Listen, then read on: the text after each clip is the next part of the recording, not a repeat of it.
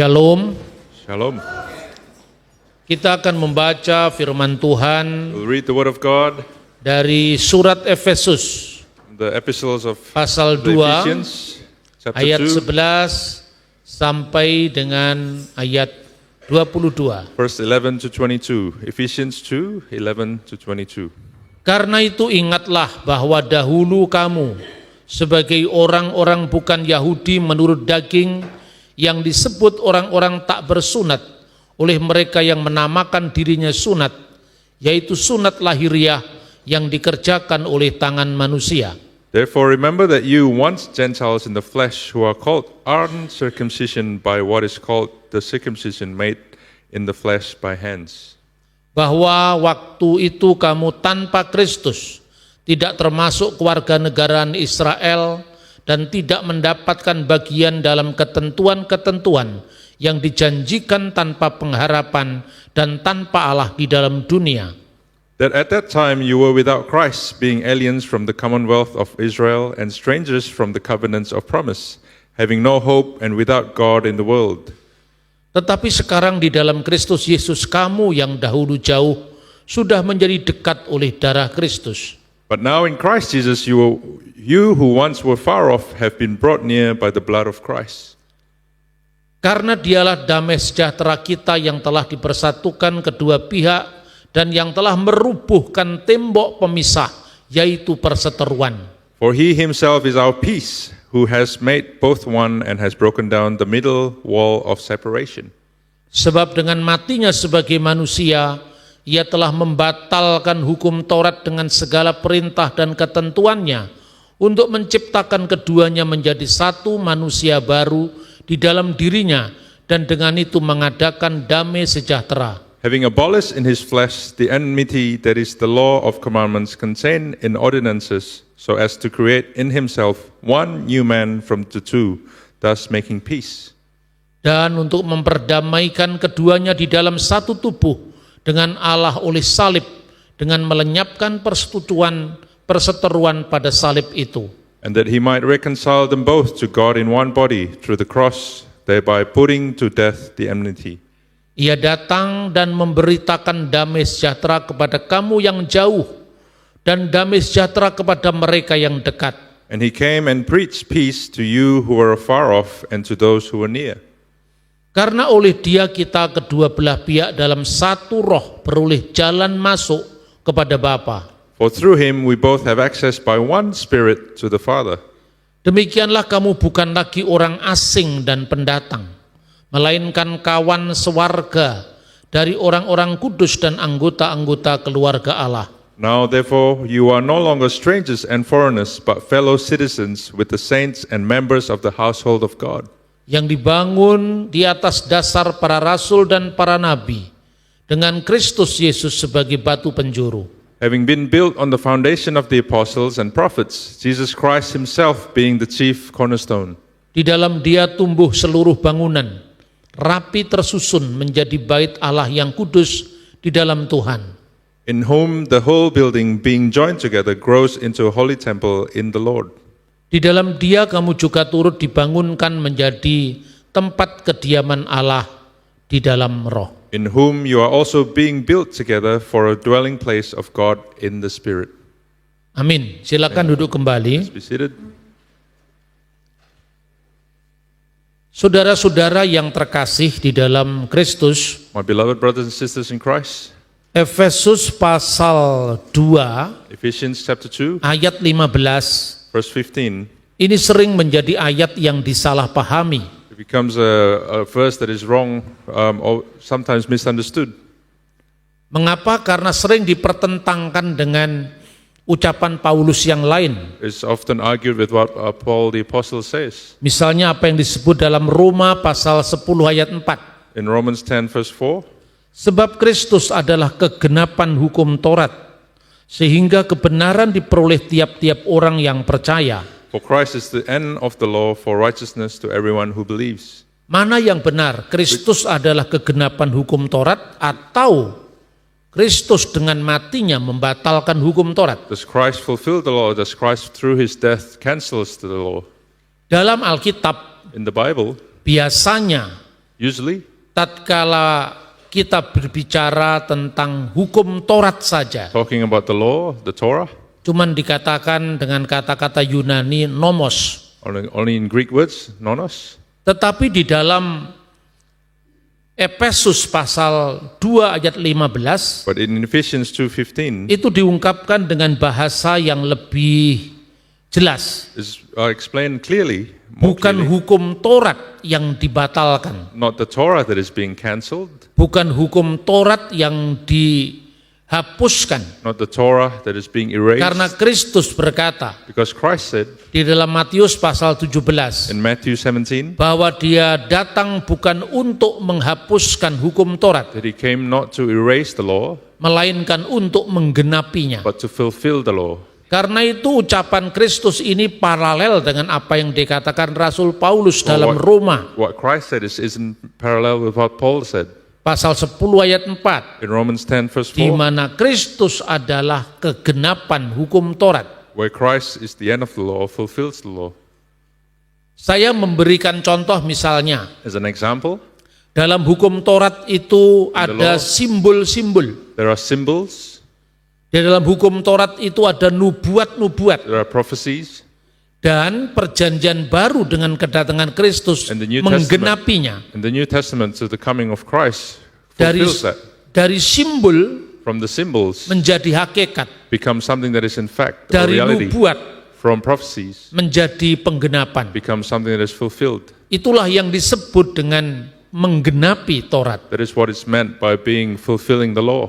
Bukan hukum Taurat yang bersifat abadi yang berisi tentang peraturan-peraturan kekal. Not the law of talking about eternal laws. Misalnya larangan menyembah berhala. Prohibition about worshipping the idols. Seperti yang lain misalnya hukum moral, jangan membunuh, jangan mencuri, jangan berzina. Talking about the Ten Commandments, not to kill, not to commit adultery. Itu tidak pernah dihapuskan. That is never erased. Tetapi saudara-saudara, But my beloved, apa yang disebutkan di dalam Efesus pasal 2:15 in Ephesians 2:15, dalam bahasa asli disebut ton nomon ton entelon endokmasin. that's what it says in the original language. Ada banyak terjemahan dalam Alkitab. There's a lot of explanations in the Bible. a lot Salah of satunya translations. terjemahan dalam English Standard Version English Standard Version. yang diterjemahkan the law of commandment expressed in ordinance. The law of commandments contained in ordinances. Jadi artinya adalah hukum tentang ketentuan-ketentuan The yang law- diekspresikan Talking dalam about- bentuk perintah. Talking about statutes that is expressed in commands.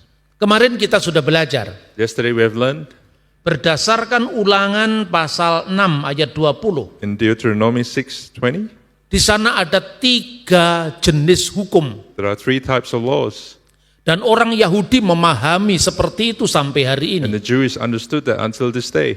Yang pertama yang disebut Ha'edot, This was called Hakdedot, yang artinya hukum memorial atau memorial law. memorial laws. Misalnya, As an example, dalam kitab suci dikenal jangan kamu makan anak kambing bersama susu induknya. do not eat the calf with the milk of the mother. Ini untuk menegaskan keterpilihan bangsa Israel Is how to explain how the Israelites were chosen. dan tidak boleh melakukan tradisi seperti bangsa Kanaan. So you cannot do the traditions what the Canaanites did. Karena bangsa Kanaan menyembah dewi kesuburan Asera Because the Canaanites worship an idol yang disimbolkan dengan anak kambing bersama susu induknya. was represented by the calf and the mother. Hukum ini hanya berlaku bagi orang Yahudi. This law is only valid for the Jewish.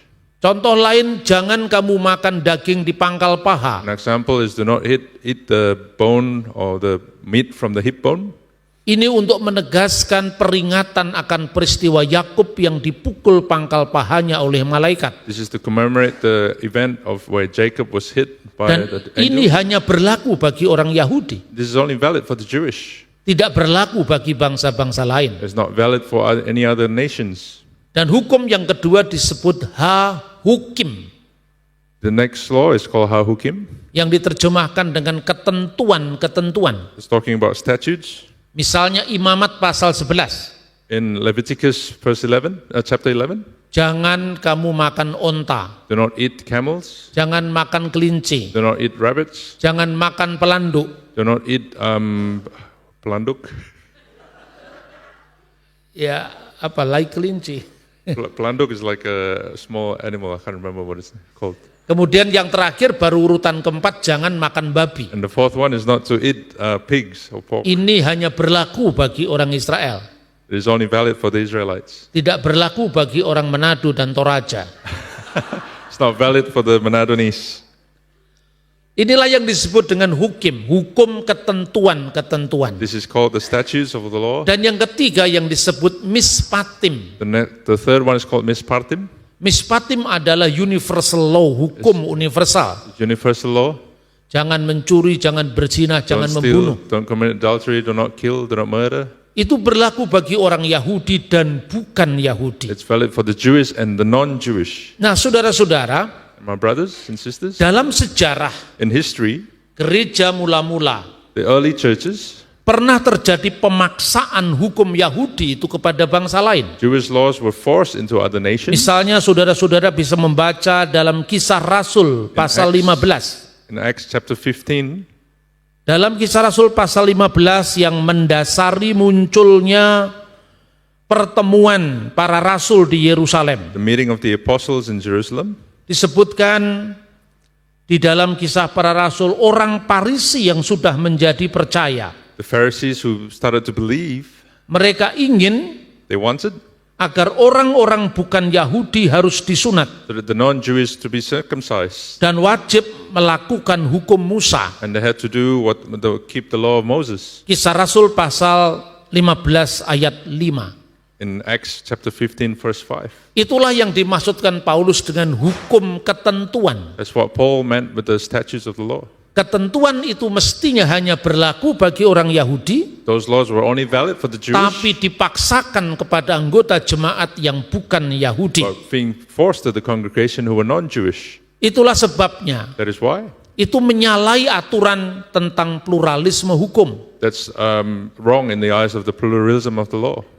Kalau Anda pergi ke Israel sampai hari ini, You go to Israel today, di Israel berlaku hukum bagi orang-orang bukan Yahudi there are laws for the non-Jewish, yang dikenal dengan 7 hukum keturunan Nuh or 7 laws from Noah. yang didasarkan atas Kejadian pasal 9, They were based from Genesis chapter 9, bahwa semua yang ada boleh kamu makan. that everything that exists you can eat. Masih ditambahkan dengan sayur-sayuran. You can add the vegetables. Itu yang berlaku bagi non-Yahudi. That's what's valid for the non-Jewish. Sementara orang Yahudi berlaku hukum Musa. But for the Jewish, the law of Moses is valid for them. Ketika terjadinya pemaksaan hukum kepada orang bukan Yahudi itulah, When the laws were forced into the non-Jewish, maka Paulus mengistilahkan hukum ketentuan yang diekspresikan dalam perintah-perintah. Paul said this is the law. Saya bisa the memberikan contoh commandments. lagi. I can give you another example. Pada zaman Yesus In the days of Jesus, telah dibangun sebuah tembok pemisah a wall was being built, yang memisahkan antara orang Yahudi dan bukan orang It Yahudi. separates the Jews and the non-Jews.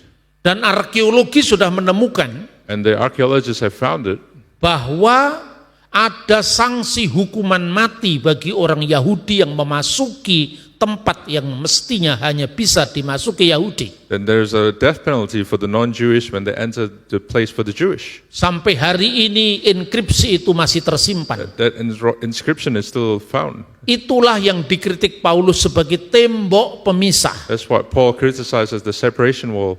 Or the wall of Padahal yang separation. dimaksudkan firman Tuhan tidak seperti itu. That's what the word of God meant.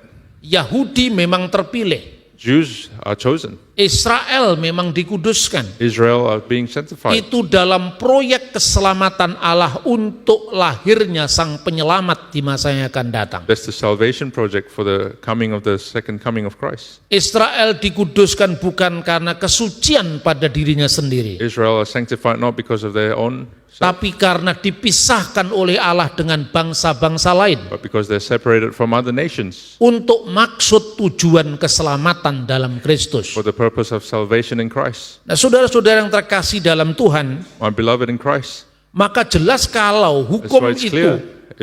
If the law, menjadi pemisah atau tembok pemisah it becomes a wall, a separation wall antara Yahudi dan bukan Yahudi. between the Jews and the non-Jews. Inilah yang menyebabkan terjadinya diskriminasi antar manusia. This is why there's discrimination among humans, among Oleh mankind. karena itu, That is why, melalui Rasul Paulus, from Paul the Apostle, Tuhan membarui kembali God renews again dengan menegaskan Taurat itu tidak untuk bangsa lain, that the Torah is not for other nations, tetapi hanya untuk bangsa Yahudi. but only for the Jews. Sunat itu hanya untuk orang Yahudi, Circumcision is only for the Jews tidak untuk bangsa lain. and not for other nations. Ada kelompok tertentu There are certain groups, yang mengatakan kami sunat, we are circumcised, jadi kami lebih setia pada Taurat. so we are more faithful to the Torah. Sementara Kristen sudah mendurhaka kepada Taurat Christians already left the Torah karena anak-anaknya tidak disunatkan. because their children are not circumcised. Saya bertanya, And I asked, kamu sunat umur berapa? how old were you when you're circumcised? Dia menjawab umur 12 tahun. When I was 12. Itu bukan sunatnya Taurat. That's not the Torah Karena circumcision. sunatnya Taurat umur 8 hari. For circumcision by the Torah is for 8 days old. Ada juga agama minimalis There are also minimalist religion. yang hanya tidak makan babi, They do not eat pork, tapi makan onta, but they eat camels. tapi suka dengan sate kelinci. But they like the rabbit Lalu dia satay. mengaku saya lebih Taurat They confess that I am more Torah, daripada orang Kristen. more than Christians. Tapi saya tanya, ketika kamu makan kelinci, When you eat the rabbit, kamu tidak setia pada Imamat pasal 11. you're not faithful to Leviticus Sama-sama chapter 4. tidak setianya kalau ukurannya seperti itu dengan saya. You're not faithful the same as me. Kita harus menjelaskan sejelas-jelasnya You have to explain clearly agar orang tidak mudah mengklaim so that people are not easily seolah-olah dia yang paling Taurat ketimbang Taurat that they sendiri. are the more Torah than the others. Bahkan kecenderungan seperti yang terjadi di abad pertama itu And the tendency in the first century sampai hari ini masih until dilakukan. today is still being done. Ada yang mengatakan Some said ini kota halal. this is the halal city or halal town, Padahal tempat itu tidak hanya dihuni oleh satu kelompok agama. but the place is not being where only one nation live. Di situ ada keberagaman dalam agama. There are multiple religions. Di situ ada orang Hindu There are Hindus yang tidak boleh makan sapi, that cannot eat cow, tapi halal babi. but they can eat pork. Maka itu halal bagi siapa? There's a halal to whom? Ini yang bertentangan dengan prinsip unity in diversity. This is what in contradiction with the unity in diversity. Kalau di Indonesia kita mengenal istilah Bhinneka Tunggal Ika. What is called in Indonesia Bhinneka Tunggal Ika. Berbeda-beda tetapi adalah satu. In differences, many differences, but in unity. Di zaman para rasul sudah ada prinsip itu. In the days of the Acts, there were Ketika such principle. Ketika ada hukum bagi orang Yahudi When there were the laws for the Jews dan hukum bagi orang yang And- bukan Yahudi. and laws to the non-Jews, Ketika para rasul juga sudah menentukan when the apostles have ada determined rasul bagi orang yang bersunat there are the apostles for dan the ada rasul circumcised bagi orang yang tidak bersunat. and the apostles for the non-circumcised. Saudara-saudara, My beloved, kita bisa membaca satu firman Tuhan lagi we can read di another dalam word of Injil God Matius in the Gospel according to Matthew, yang mengatakan di dalam Matius 27 ayat 51. in Matthew chapter 27 verse 51. Dan lihatlah, tabir bait suci terbelah dua dari atas sampai ke bawah, dan terjadilah gempa bumi, dan bukit-bukit batu terbelah. Then behold, the veil of the temple was torn in two from top to bottom, and the earth quaked, and the rocks were split. Tabir bait suci itulah yang membedakan antara Yahudi dan bukan Yahudi. The veil of the temple is what separates the Jews and the non-Jews. Dengan kematian Yesus terbelah menjadi dua dari atas sampai ke bawah. Through the death of the Christ, it was separated or it was torn down. Inilah tanda berakhirnya tembok pemisah antara Yahudi dan bukan Yahudi. This is the sign where the wall of separation ends. Dan ini paralel dengan apa yang dikatakan oleh Rasul Paulus This is dalam in Efesus parallel what Paul said in Ephesians. Pasal 2 ayat 15. In Ephesians 2 verse 15, Bahwa dengan matinya that through his death, Kristus telah membatalkan Christ has cancelled hukum ketentuan-ketentuan yang diekspresikan dalam bentuk perintah-perintah manusia The law yang of dipaksakan. the law of commandments contained in ordinances.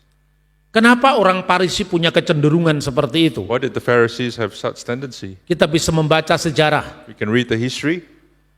Pada kira-kira abad ketiga sebelum Masehi, In the 3rd century before Christ, orang-orang Yahudi terbagi menjadi sekte-sekte. the Jews were separated into different sects. Sekte yang pertama namanya Saduki, The first one is called the Sadducees. yang kedua namanya Parisi. The second one was called the Pharisees. Orang-orang Saduki terdiri dari para aristokrat, The Sadducees were the aristocrats, para imam, the priests, yang mereka menguasai kelas berkuasa. and they had control over the power. Biasanya mereka menjadi imam besar They become big priests dan kepala mahkamah agama. and the head of the religious. Tetapi orang Parisi terdiri dari kelompok yang lebih miskin. But the Pharisees were a poorer class, Namun dia menguasai masa rakyat yang banyak, but they had the control over a lot of people. yang dikenal dalam bahasa Ibrani Amha Aret. It's called Amaha Aret. Orang-orang inilah yang menjadi mayoritas bangsa Yahudi saat itu. They become the majority of the Jews at that time Karena kelas berkuasa, because they had power. karena bait Allah dikuasai Saduki, Because the temple of God was controlled by the maka Sadducees. orang Parisi akhirnya melakukan langkah strategis, And the Pharisee did a strategic move, yaitu mengagamakan Yahudi orang-orang yang bukan Yahudi. that was to make the non-Jews to become a Jewish religion. Kira-kira pada abad kedua sebelum Masehi, In the 2nd century before Christ, mereka getol untuk mengabarkan Yudaisme kepada orang-orang they Edom. want to spread Judaism to the Edomites. Namun motivasi mereka tidak bersih. But their motivation was not clean. Motivasi mereka tidak tulus. Their motivation was not sincere. Karena Why?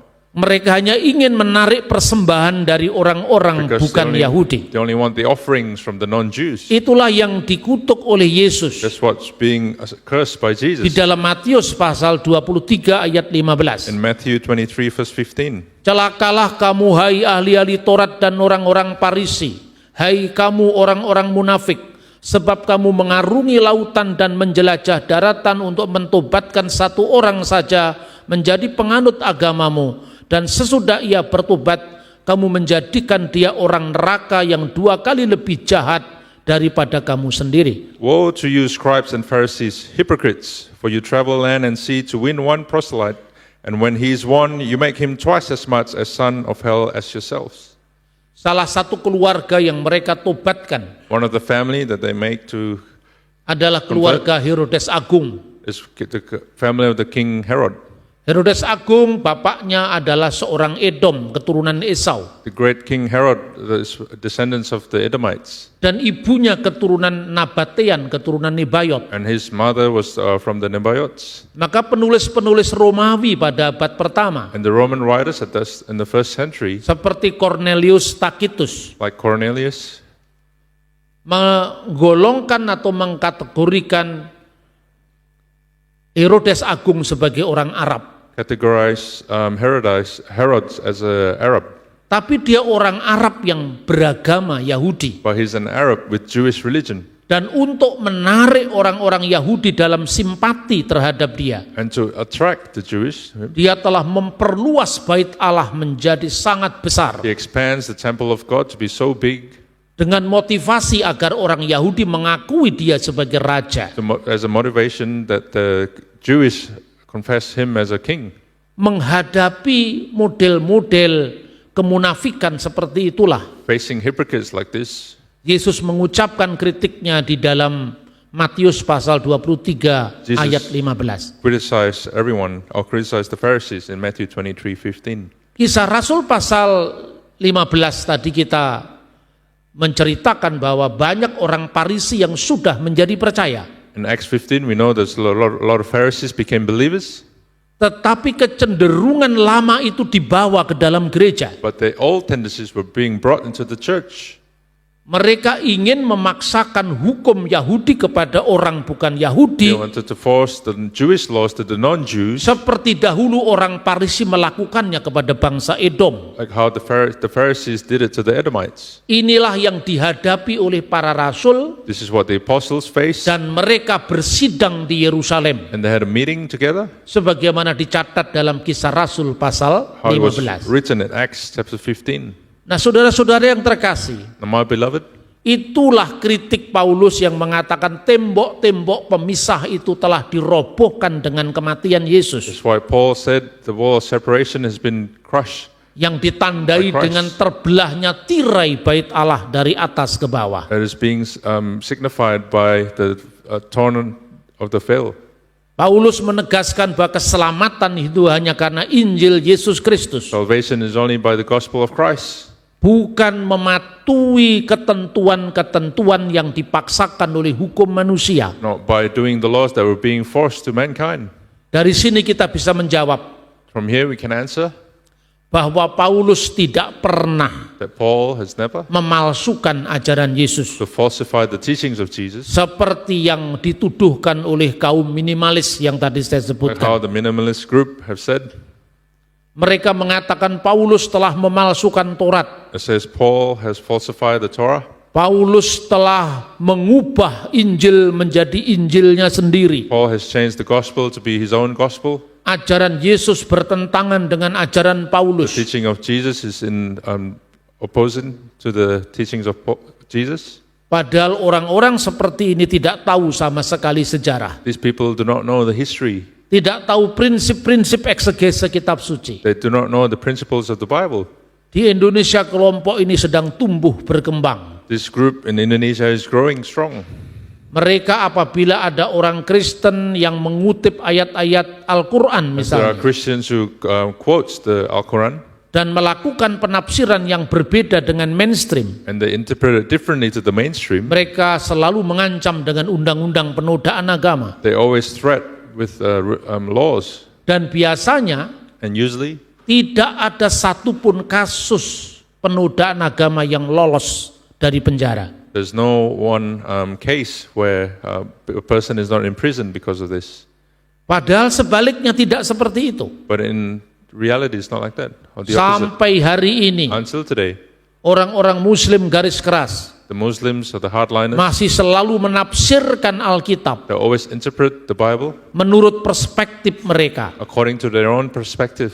Tentu mereka sangat marah kalau Nabi Muhammad dihujat. Yes, they're angry when we talk bad things about the Prophet Muhammad. Mereka sangat murka kalau Quran dikutip atau ditafsirkan. When the Al-Quran is being interpreted wrongly, Tapi mereka tidak ada hari tanpa menghujat Injil. but they always criticize the Bible. Tidak ada hari tanpa mereka melecehkan Paulus. They always criticize Paul.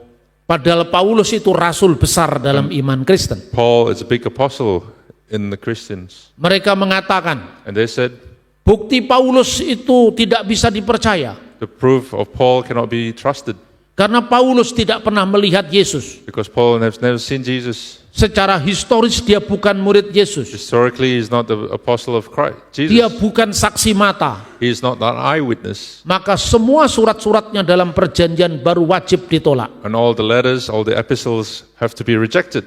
Apa urusan mereka dengan agama Kristen? What is their business with Christians? Bukan mereka yang menentukan kanon kita. It's not them who determine our canons. Bukan mereka yang menentukan benar tidaknya tafsiran Alkitab. It's not them to determine what is right or wrong in the Bible. Padahal kalau standar ini diterapkan bagi mereka, tentu mereka pasti akan marah. If we put the standards to themselves, they'll be angry. Satu contoh, An example, kalau Paulus memang tidak pernah ketemu Yesus secara fisik, iya. if Paul has never met Jesus physically, yes, that's correct. Tapi lalu Muhammad ketemunya kapan dengan Yesus? When did Muhammad meet Jesus? Dia hidup 600 tahun setelah peristiwa. He lived 600 years after the death Sementara of Christ. Paulus memang tidak pernah ketemu Yesus, And Paul has never met Jesus, tetapi hidup, but lived berkarya, and did great work melayani serving di tengah-tengah saksi mata yang semuanya masih hidup. in the eyes of the eyewitnesses of Jadi Jesus. tuduhan ini So this call bersifat ahistoris, is not historically correct. tidak bisa dipercaya. It cannot be trusted. Tetapi saya tidak mau mengintervensi mereka. But I'm not going to intervene them. Saya hanya mau mengetuk hati dan pikiran mereka. I only want to knock on their hearts and their minds. Jangan melakukan standar ganda terhadap Do agama not orang have lain. double standards. Sambil terus-menerus kita berusaha And we always try untuk menyampaikan kabar Injil ini kepada semua orang. to share the gospel, the good news to everyone.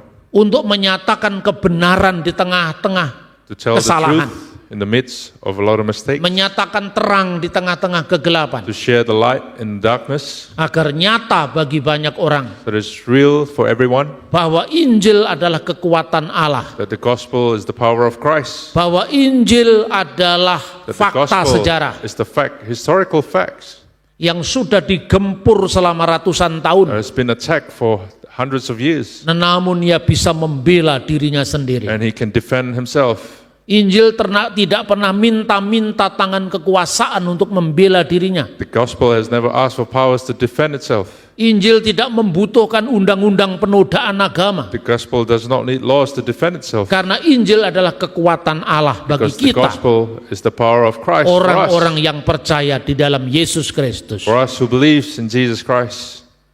Demikian saudara-saudara yang bisa kita pelajari dari Yes. kebenaran firman Tuhan. That is what we can learn from the word of God. Paulus yang sering dituduh sebagai pemalsu Injil, Paul has often been called as falsifying the dipertentangkan gospel. dengan Yesus.